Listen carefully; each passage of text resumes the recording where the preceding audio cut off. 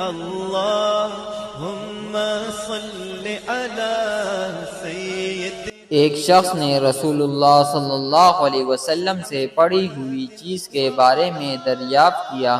آپ صلی اللہ علیہ وسلم نے فرمایا اس کی بندھن پہچان لے، یا فرمایا کہ اس کا برتن اور تیلی پہچان لے، پھر 1 سال تک اس کی شناخت کا اعلان کراؤ، پھر اس کا مالک نہ ملے تو اس سے فائدہ اٹھاؤ، اور اگر اس کا مالک آ جائے تو اسے سونپ دو۔ اس نے پوچھا کہ اچھا گم شدہ اون کے بارے میں کیا حکم ہے؟ آپ کو اس قدر غصہ آ گیا کہ رخسار مبارک سرخ ہو گئے، یا راوی نے یہ کہا کہ آپ صلی اللہ علیہ وسلم کا چہرہ سرخ ہو گیا۔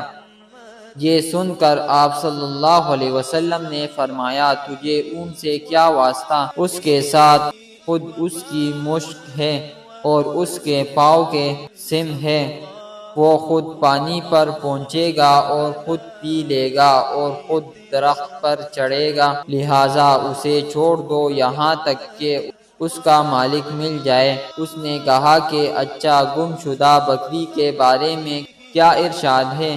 آپ صلی اللہ علیہ وسلم نے فرمایا وہ تیری ہے یا تیرے بھائی کی، ورنہ بھیڑیے کی اذا ہے۔ صحیح بخاری، حدیث نمبر 91۔